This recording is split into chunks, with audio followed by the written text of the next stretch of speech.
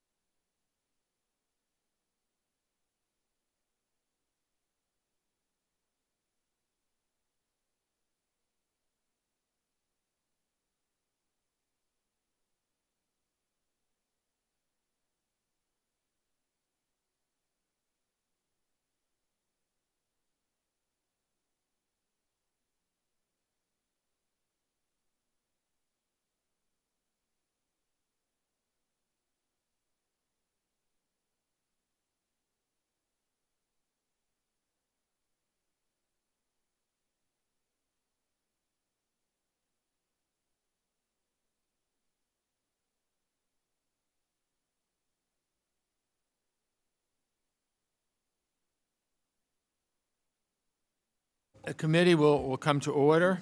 Without objection, the chair is authorized to declare a recess of the committee at any point. Pursuant to Committee Rule 4, the chair announces that the chair may postpone further proceedings on approving any measure or matter or adopting an amendment. Without objection, all members may have 5 days to submit statements or extraneous material on today's business. As members were notified yesterday, we intended to consider today's measures and amendments en bloc. Pursuant to notice for purposes of markup, I will now call up the en bloc passage consisting of 7 measures.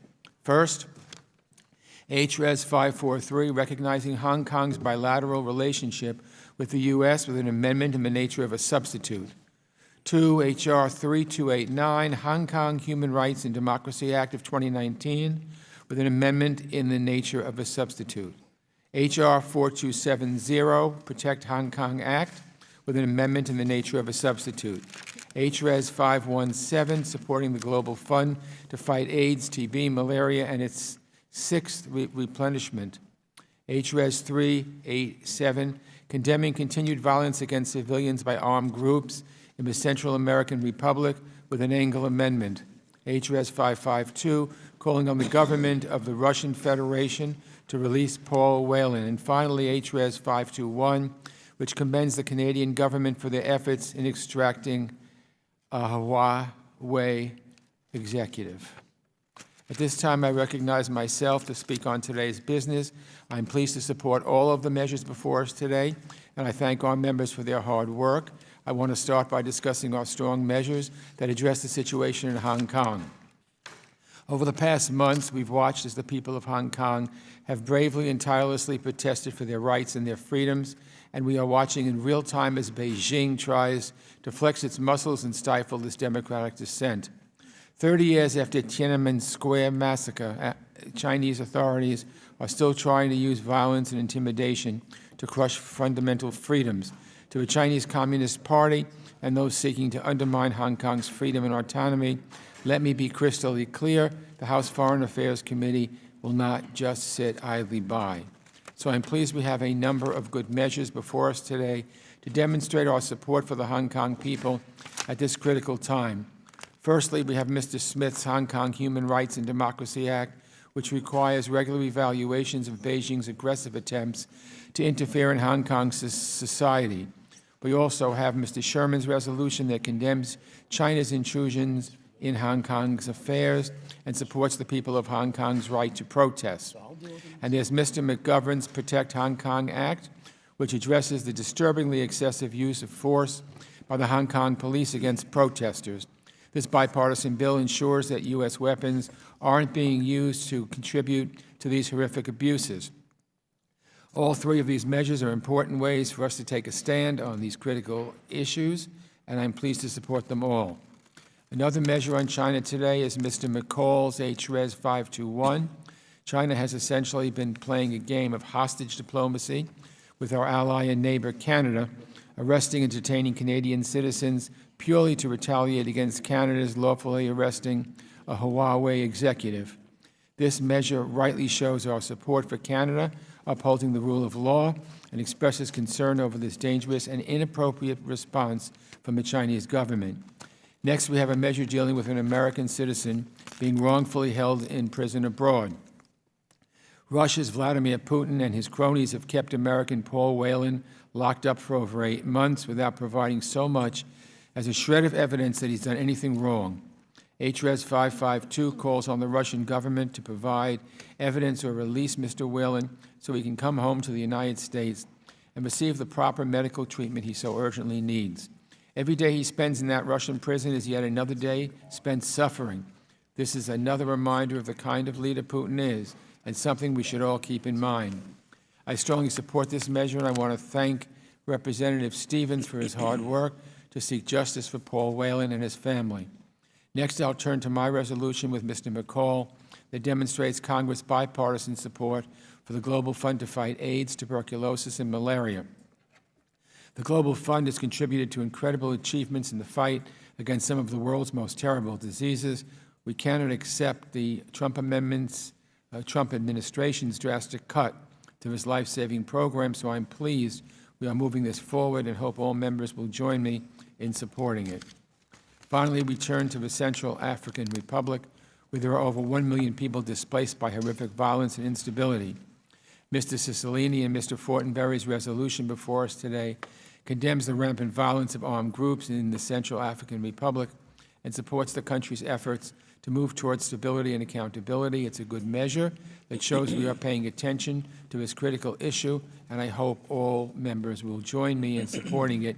Again, I am pleased to support all of the measures on today's markup, and I urge all members on both sides to join me in doing so. And I'll now recognize our ranking member, Mr. McCall of Texas, for his remarks. Thank you, Mr. Chairman. I just want to thank you again for your bipartisanship. I was on the floor yesterday with Congressman Levin debating 6 bills that we passed on suspension, dealing with human rights in Burma and genocide, and it just makes me proud to be a part of this committee. And today, we're going to mark up 2 bipartisan bills and 5 bipartisan resolutions. And I want to start by thanking you, Chairman Engel, for your work on House Resolution 517, supporting the Global Fund, which I'm proud to be the lead Republican on this effort. It's vitally important, as you mentioned, the cuts were unacceptable. I think you and I standing together to fully fund this Global Health Fund. Right now in the United Nations, the Assembly is in New York right now, and there will be a Global Health Conference in Lyon, France in October. I think this important piece of legislation will send a strong message to the world that we intend to fully fund it, and we also want full participation from other countries. Today we will consider 3 very important Hong Kong measures. Last week I was proud to have joined Speaker Pelosi and you, sir, Mr. Engel, Congressman Smith, the author of the bill, and Jim Mcgovern, and several Hong Kong pro-democracy activists to denounce China's authoritarian brutality. I said it then, I'll say it again. Today, we stand not as Republicans or Democrats, but as Americans united in our strong support for Hong Kong. And as I said at the press conference directly to the people of Hong Kong, America stands with you, and we will always support you. We hear you sing our national anthem, and we see you carrying our American flag. This is a battle between democracy versus dictatorship, liberty versus tyranny, and freedom versus oppression. I'm pleased that today we will consider Mr. Smith's Hong Kong Human Rights and Democracy Act, which sends a clear message to China that there will be consequences to their ruthless and brutal actions. This committee, this Congress, and the United States and the world will not stand by idly as the Chinese Communist Party fights for itself and not its own people. I know we read many reports coming out of China after our press conference. I'm sure we'll hear many today. I wear that as a badge of honor. I would also like to highlight House Resolution 521, which I introduced with my good friend Chairman Engel. This resolution commends Canada for upholding the rule of law regarding the extradition of Huawei Technologies' Chief Financial Officer, Meng Wanzhou. It also expresses concern with China's retaliatory and hostile actions against Canadian citizens detained in China. China's hostage diplomacy is abhorrent. Canadian citizens Michael Kovreg and Michael Spavor have been detained in China since last year without due process and have been subjected to harsh conditions such as limited consular access, no attorney representation, and lengthy interrogations. Meanwhile, Ms. Meng, on the other hand, has received proper treatment in Canadian custody with all of her legal, health, and other needs attended to, and is currently released on bail. What a difference in the 2 criminal justice systems. I commend Canada and regret that the Canadian citizens are paying the price of China's malfeasance. Canadian citizens must be released immediately. Finally, we all need to remember that Huawei is supported by the Chinese government and is responsive to its leaders. Our data is not safe or secure on their systems. And I appreciate Australia, and I was at the embassy last weekend with the Prime Minister and other countries who have pushed back against Huawei. So, Mr. Chairman, I look forward to supporting you and these measures today, and I yield back the balance of my time. Thank you, Mr. McCall. Mr. Sherman. I'm pleased that the chair and ranking member have guided us here to a group of legislation that we can all be proud of. I'm pleased to co-sponsor all the bills under consideration. And once again, this committee sets a standard for bipartisanship.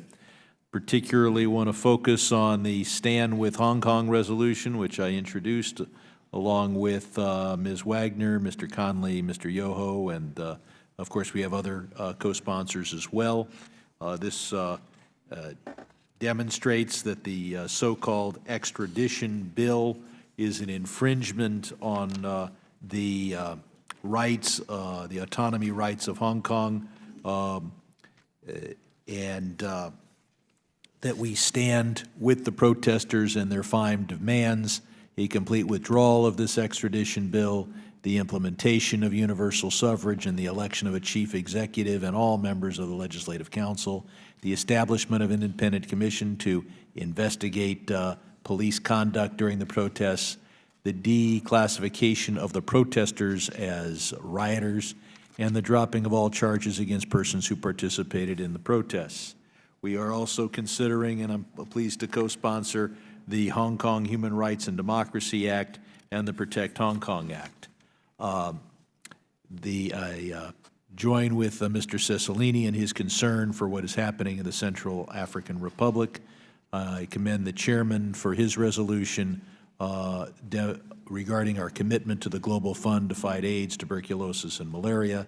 And of course, we need to call for the proper handling of the complaint against an American citizen, Paul Whelan, who is being held by Russia and with Russia not as of yet producing charges or credible evidence. And of course, Canada is to be commended for its steadfast adherence to its obligations under the extradition treaty with the United States in connection with the chief financial officer of Huawei. Unfortunately, Canadian nationals are being held in response. We need to make it plain to China that it's very hard to do business when they engage in hostage diplomacy. So I urge a yes vote on all bills, and I yield back. Thank you, Mr. Sherman. Mr. Smith. Thank you very much, Mr. Chairman. And Mr. Chairman, as you and Ranking Member McCall and other members of this committee know so well, the 1984 Sino-British Joint Declaration that facilitated the conveyance of Hong Kong from the UK to the PRC beginning July 1st, 1997, was absolutely clear that autonomy, human rights, including press, assembly, association, and religion, would be exactly the same as before the handover for at least 50 years, and that would take them to the year 2047. The basic law of Hong Kong, adopted by China's National People's Congress in 1990, was also clear that autonomy and rights would be protected, again, with no diminution whatsoever of that autonomy and rights until 2047. Today, however, those promises solemnly undertaken by Beijing have seriously eroded, and as stated in the most recent State Department report, they have been diminished. Since that report, however, things have gotten demonstrably worse. So I would like to thank, on a daily basis, we are reminded of the desire of the brave people of Hong Kong to be free, and how the totalitarian regime of Xi Jinping is working to dismantle the rights and liberties of the people of Hong Kong. So I'd like to thank Chairman Engel and Ranking Member McCall and their staff for working diligently with my staff and with the lead Democratic co-sponsor, Jim Mcgovern, and the Speaker's staff to bring the Hong Kong Human Rights Democracy and Democracy Act to Markup. This legislation is timely and it is essential. 5 years ago, I first introduced the Hong Kong Human Rights and Democracy Act, co-sponsored by House Speaker Nancy Pelosi, and then on the Senate side with co-chair of the China Commission, Senator Sherrod Brown. The bill allowed for more flexible and robust U.S. responses to the steady erosion of Hong Kong's autonomy and human rights. Over the years, we've upgraded the bill. This is the fourth time we've introduced it. But again, this comes at the most critical time. You'll look how many people are out on the streets. Joshua Wong at the press conference last week, and he said it in a Washington Post article back in June, that at one point there were 2 million people on the streets. That's 1/4 of the entire population of Hong Kong. So again, I want to thank my good friends and colleagues for co-sponsoring, including many members of this committee. Specifically, the bill directs the Secretary of State to certify to Congress annually whether Hong Kong continues to deserve special treatment under U.S. law, different from mainland China, in such matters as trade, customs, sanctions enforcement, law enforcement cooperation, and protection of human rights and the rule of law. It also underscores the need for the State Department not to deny entry visas based on the applicant's arrest or detention for participating in nonviolent protest activities in Hong Kong. It requires an annual report on whether the Hong Kong government adequately enforces U.S. export controls and sanctions laws, requires the Secretary of State to submit a strategy to Congress to protect U.S. citizens and businesses in Hong Kong from erosion of autonomy and the rule of law because of actions taken by the Chinese Communist government, especially in Beijing. It requires the President to identify and sanction persons in Hong Kong or in mainland China responsible for the erosion of human rights and Hong Kong's autonomy. The particular amendment in the nature of a substitute further directs the State Department to provide greater analysis of the threats to Hong Kong's autonomy and extend the period of reporting. By requiring certification by the Secretary of State, it helps to ensure an honest evaluation of the situation as it really is on the ground, much as our annual trafficking in persons tier rankings are intended to do. And it contains a waiver provision agreed to by both sides of the aisle to ensure that our actions enhance the autonomy of Hong Kong rather than inadvertently harming it. I'd also like to urge passage of Chairman Mcgovern's Protect Hong Kong Act, which I am the lead Republican co-sponsor. Congressman Mcgovern and I were first members of Congress to call on the Trump administration to suspend the sale of tear gas, rubber bullets, pepper spray, and other crowd control equipment to the Hong Kong police. In tandem with the Hong Kong's Human Rights Democracy and Act, Congress is sending a clear bipartisan and bicameral statement, and I do urge support for this legislation. Thank you, Mr. Smith. Ms. Bass. Thank you, Mr. Chair. I want to thank my colleague, Representative Cicilline, for introducing House Reg 387. I am discouraged by the continuing violence between rival armed groups in the Central African Republic that has caused fatalities and injuries to innocent citizens and peacekeepers. The recent clashes between the Popular Front for the Renaissance of the Central African Republic and the movement of the Central African Freedom Fighters for Justice is direct conflict of the peace deal signed by 14 armed groups in February of this year. I'm concerned about the effectiveness of ending the violence that has plagued the country since the removal of the former president, Bosisi, in 2013. Furthermore, this unrelenting conflict has forced millions of cars, residents to migrate to neighboring countries, fleeing their homes and livelihoods. I also condemn the violence against innocent civilians and humanitarian workers, and I call on the international community to help find long-term sustainable solutions that will help stabilize the region. CAR has made progress toward democracy, justice, and accountability by holding democratic elections in 2016 and by establishing the Special Criminal Court and peace committees in 2017. Since 2013, the U.S. has been the largest single donor to the humanitarian response in CAR and has remained involved in peace throughout the country, in promoting peace throughout the country. This measure resolves that the U.S. must maintain strong leadership and support in CAR to ensure regional security and stability. The resolution condemns violence committed by all armed actors within CAR. What is very important about this resolution is that it calls for coordination between U.S. agencies in providing assistance and for the U.S. Embassy in Bangui to have adequate staff and funding. This is critical for supporting this partnership with the Central African Republic. I also want to thank Chairman Engel and Ranking Member McCall for introducing House Reg 517. This resolution outlines the value of the Global Fund's contribution to fighting AIDS, malaria, and TB highlights the historical U.S. leadership role with the Global Fund and references the upcoming replenishment and contributions by other countries to date. Thank you, and I yield back. Thank you, Ms. Bass. Mr. Shabbat. Thank you, Mr. Chairman. I want to focus on Hong Kong and on the three related measures we have before us today, and I'll be relatively brief, namely the Hong Kong Human Rights and Democracy Act, authored by Mr. Smith, Mr. McGovern's Protect Hong Kong Act, and Mr. Sherman's resolution on the protests. All of them I'm supportive and thank them for offering these and thank them for their leadership. Over the past several months, we've watched as the people of Hong Kong have bravely stood up to the Chinese Communist Party, demanding that Hong Kong authorities withdraw the extradition bill that would have further eroded Hong Kong's autonomy. When Britain handed Hong Kong back to the Chinese Communist Party, Hong Kong was guaranteed basic human rights, basic freedoms, along with a substantial degree of autonomy. The Chinese Communist Party proceeded to break all those promises, not surprisingly, like most of the other promises that they've broken over time. True to form, they've worked to steadily erode Hong Kong's independence, and the extradition bill was only the last straw for the people of Hong Kong, who have no desire to live under the yoke of the PRC, where dissent is a crime and basic human rights ignored.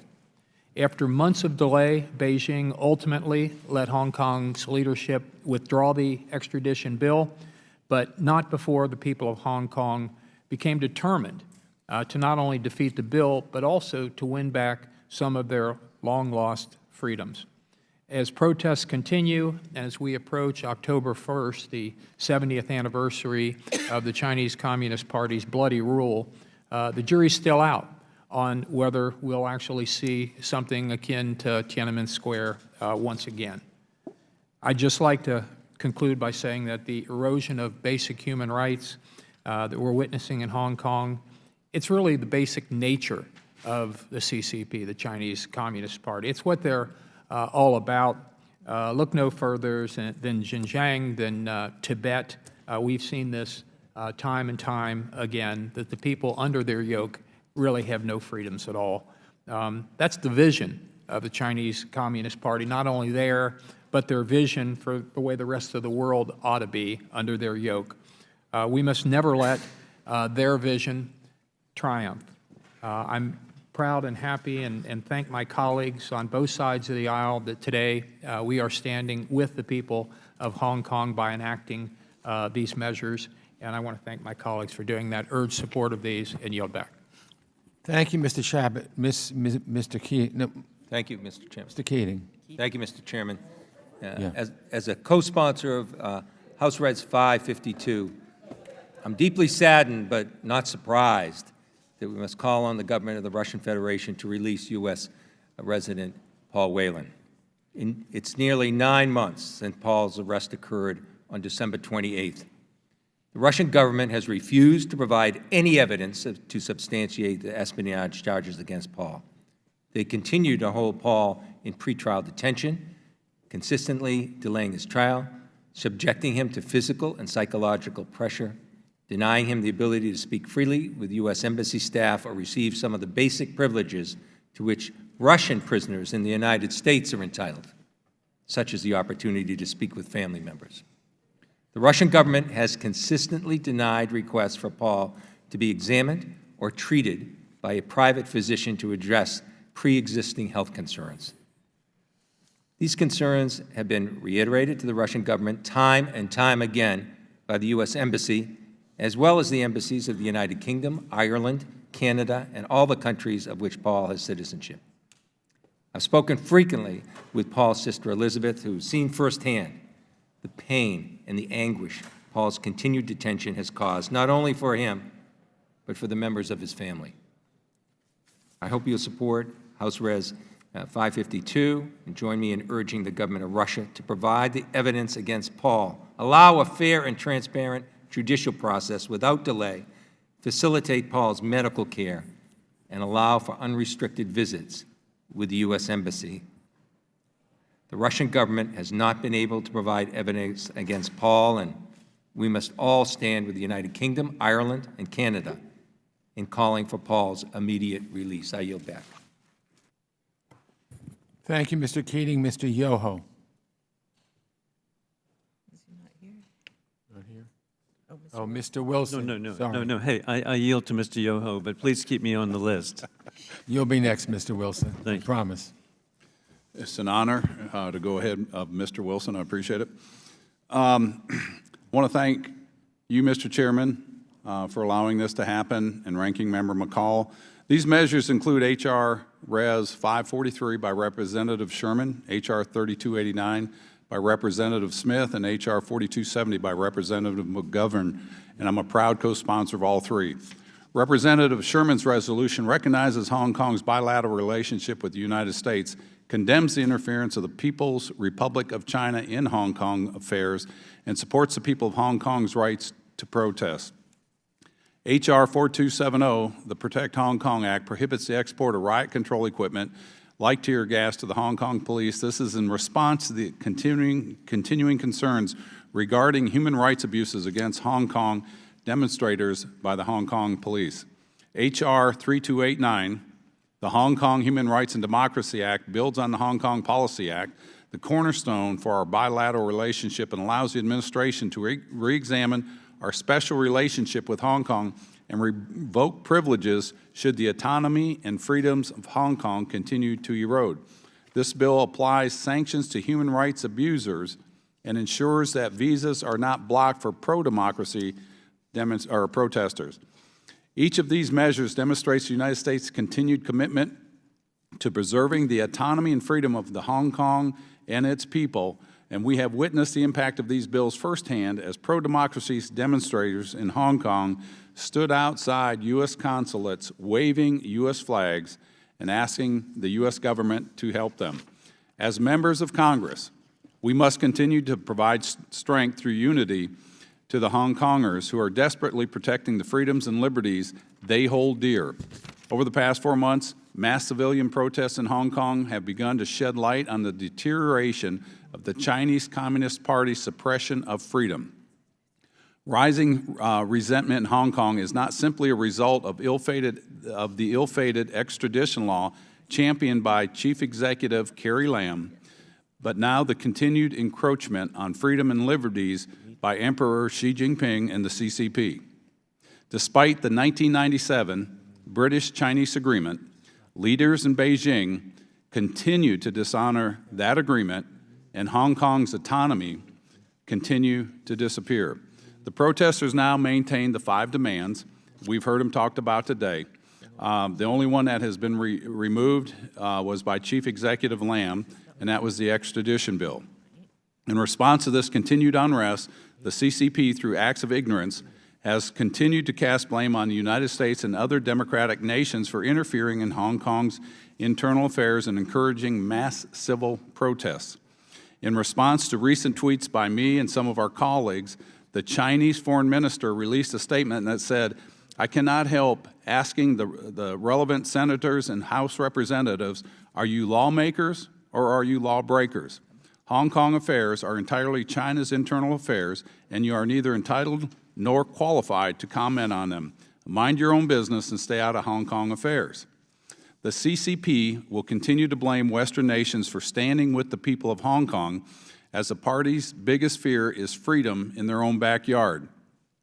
It is not the U.S. to blame. The cause is simple. It's freedom and liberty. The people of Hong Kong have experienced these. They cherish them, and they don't want to lose them. Unfortunately, Xi Jinping and the Chinese Communist Party don't understand liberty and freedom because they have neither experienced either one of them. I urge China to not make the same mistake they did 30 years ago in Tiananmen Square by bringing violence into the struggle. I stand with Hong Kong and will continue to support personal freedoms and democracy in Hong Kong, and I ask my colleagues to do the same, and yield back. Thank you, Mr. Yoho. Ms. Wild. Thank you, Mr. Chairman. And thank you to you, Mr. Chairman, and to Ranking Member McCall for introducing House Res 517, supporting the Global Fund to fight AIDS, tuberculosis, malaria, and its sixth replenishment. As a member of the Foreign Affairs Subcommittee charged with protecting health and human rights across the globe, we have a responsibility to do everything within our power to shape a future in which no child, woman, or man dies from a preventable or treatable disease. The Global Fund puts us on the path to combat and ultimately eradicate the epidemics of AIDS, tuberculosis, and malaria around the world. Since its creation in 2002, more than 27 million lives have been saved in countries where the Global Fund invests. Across the world, the fund has come to be seen as a model for developing effective partnerships between governments, the private sector, civil society, and affected communities to take on health epidemics. The Global Fund has contributed to extraordinary improvements in global health overall. It is the world's largest financier of treatment and prevention programs for AIDS, tuberculosis, and malaria. The fund has helped to reduce by half the number of AIDS-related deaths since 2005, contributed to a 37% decline in tuberculosis deaths from 2000 to 2016, and a 60% decline in the number of malaria deaths since 2000. Despite this progress, far too many people, including far too many children, lack access to the most basic healthcare services and medicine. That's why it is so essential that we pass House Res 517 with a resounding bipartisan vote. This resolution rightly commends the work of the Global Fund and its partners for their contributions in decreasing the prevalence of AIDS, tuberculosis, and malaria, while also reaffirming Congress's support for the Global Fund by providing robust U.S. funding so that we can make greater progress. As we redouble our efforts to advance global health, we should also urge other donor countries to step up the fight against these diseases and increase their pledges for the Sixth Global Fund replenishment.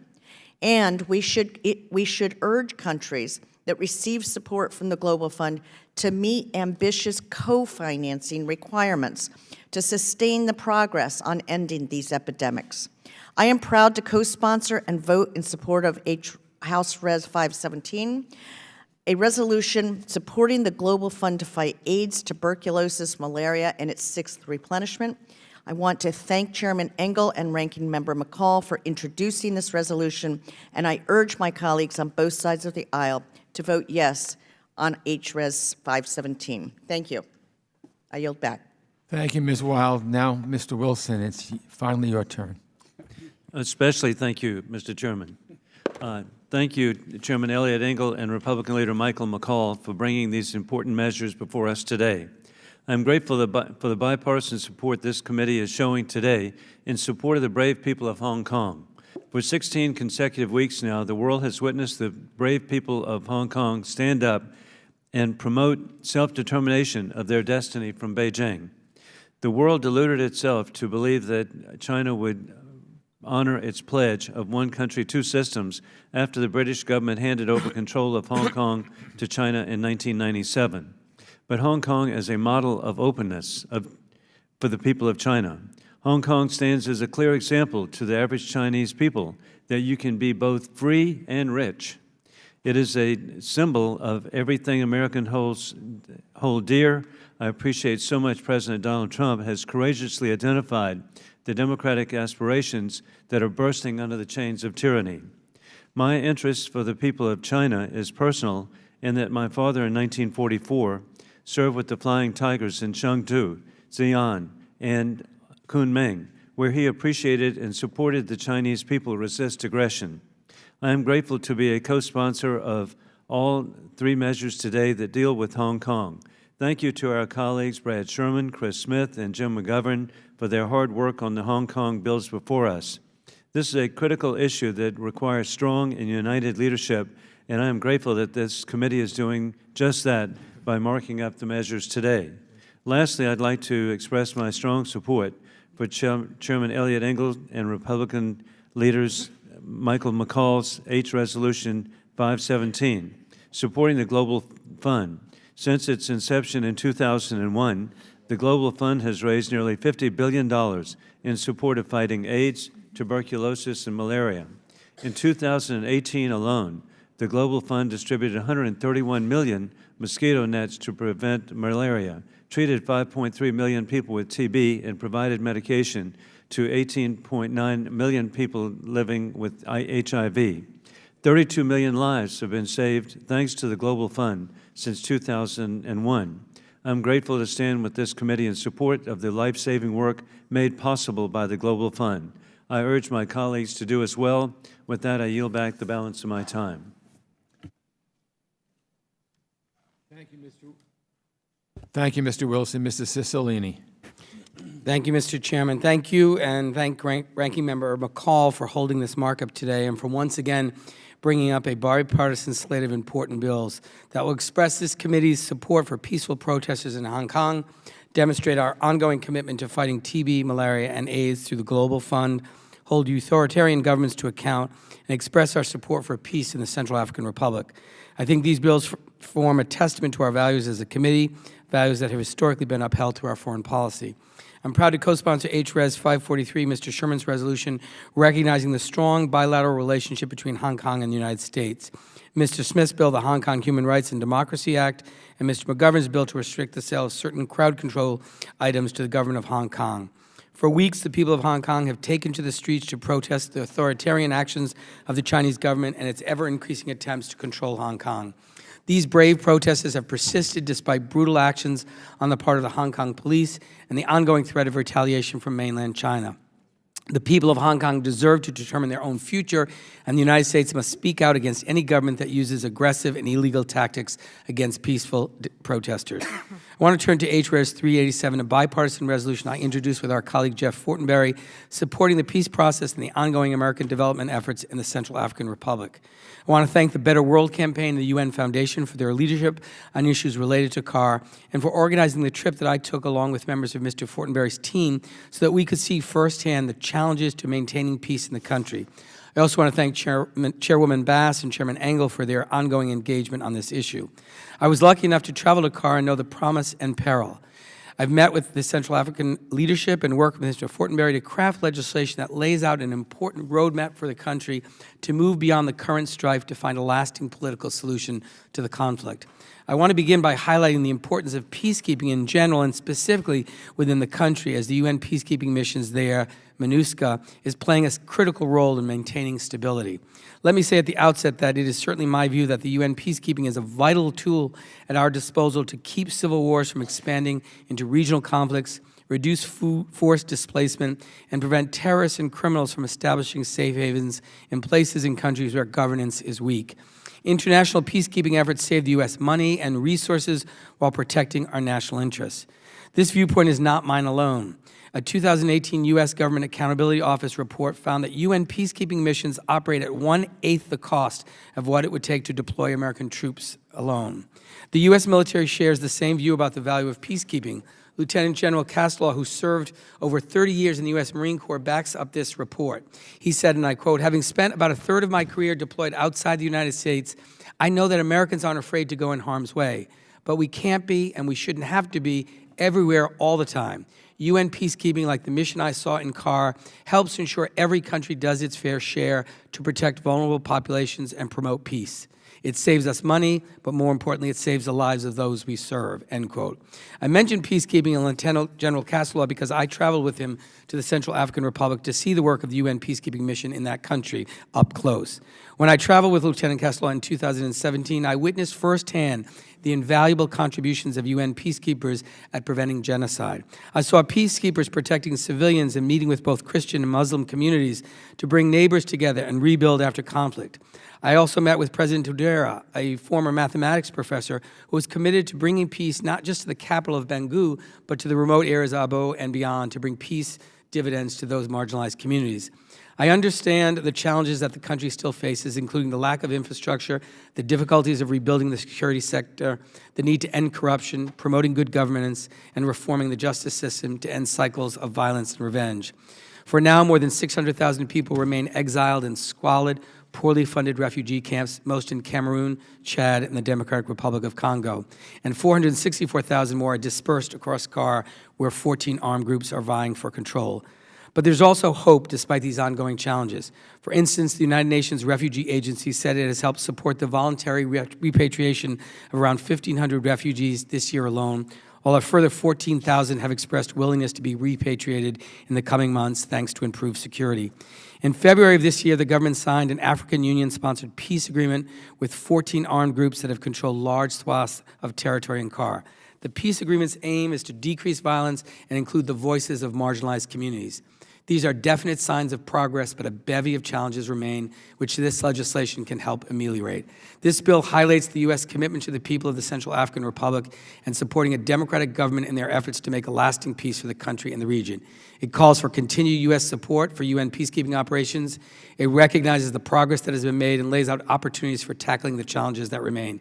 It's my hope that the strong showing of support for this resolution will help keep progress moving and demonstrate the ongoing commitment of the United States government to achieving peace in the Central African Republic. With that, I yield back, and thank you, Mr. Chairman. Thank you, Mr. Cicilline. Is there anyone else on the Republican side seeking recognition? Okay, then we'll go to Mr. Castro. Thank you, Chairman, and thank you to Ranking Member McCall. These measures, all 7, are useful steps toward addressing challenges and capitalizing on opportunities around the world today. All will improve our country's standing, strengthen our security, and ensure the United States remains a champion of liberty and justice for all in our foreign policy.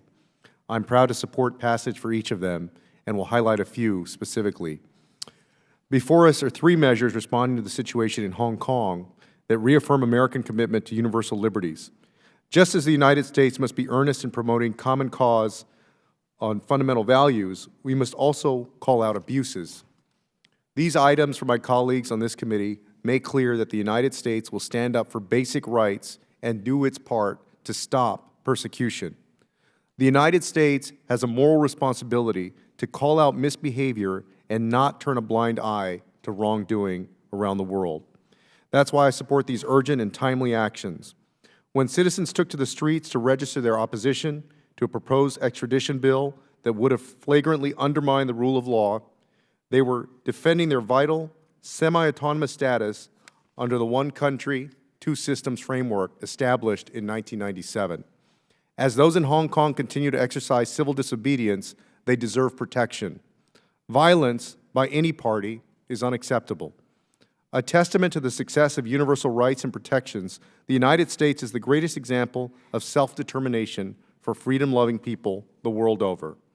As proud Americans, we should not compromise our values nor censor criticism, especially to appease anti-democratic authoritarians, not today and not ever. Amid reports of Chinese Communist Party disinformation campaigns and the buildup of military personnel on the mainland, we must clearly condemn efforts to silence the voice of the people. 30 years removed from Tiananmen Square, the international community still remembers and watches vigilantly today. I stand in solidarity with peaceful supporters of freedom. Thank you, Chairman. I yield back. Thank you, Mr. Castro. Mr. Levin. Mr. Chairman, I move to strike the last word.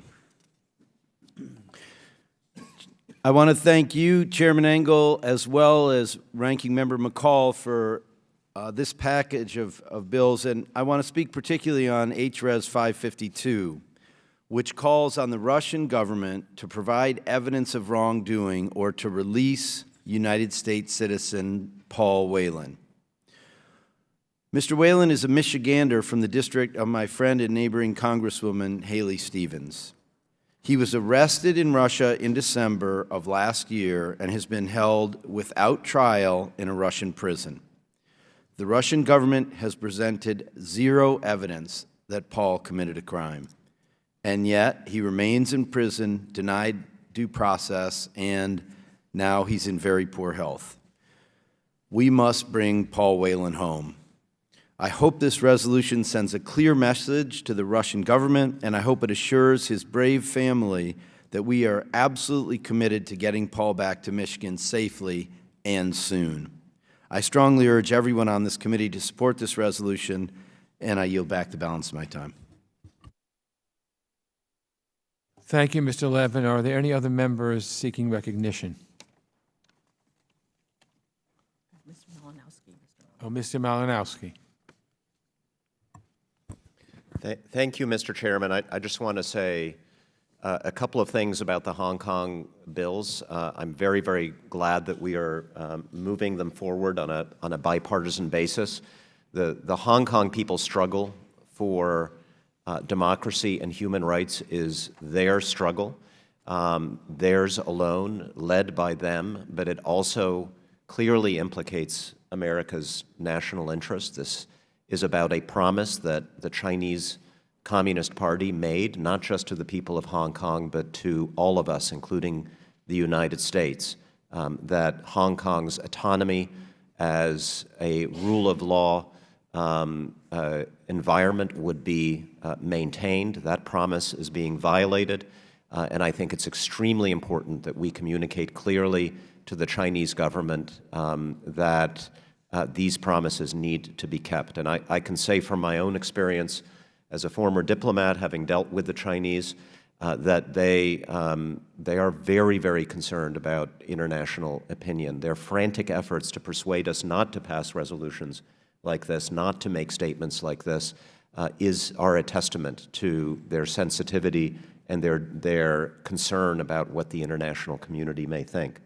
I also want to add that I do hope, as we rightly speak out about the events in Hong Kong, that we also move as quickly as possible to address another human rights situation in China, the situation involving the Uyghur people.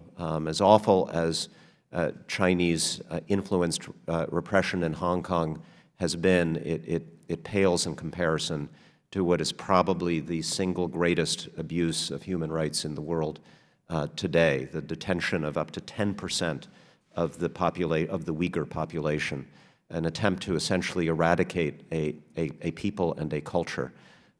We have legislation in the House that is frankly, it's good. I would even want it to be stronger. I believe we absolutely do need to mandate sanctions against those responsible in China for these terrible abuses, and to wrestle more than we have with the question of complicity by American and multinational companies in China's instruments of oppression, its surveillance state, its labor abuses in Xinjiang, and so forth. So I hope that we will come soon to a point where this committee can come together around some strong measures to deal with the situation in Xinjiang as well. Thank you, and I yield. Thank you, Mr. Malinowski. Anyone else seeking recognition? Okay, hearing no further requests for recognition, then without objection, the committee will proceed to consider the noticed items en bloc. Without objection, each measure is considered as read, and the amendments to each are considered as read and are agreed to. The question occurs on the measures en bloc as amended, if amended. All those in favor say aye. Aye. All those opposed, no. In the opinion of the chair, the ayes have it. The measures considered en bloc are agreed to, and without objection, each measure is ordered favorably reported as amended, if amended, and any amendment to a bill shall be reported as a single amendment in the nature of a substitute. Without objection, staff is authorized to make any technical and conforming changes. And this concludes our business today. I want to once again thank Ranking Member McCall and all of the committee members for their contributions and assistance with today's markup. The committee stands adjourned.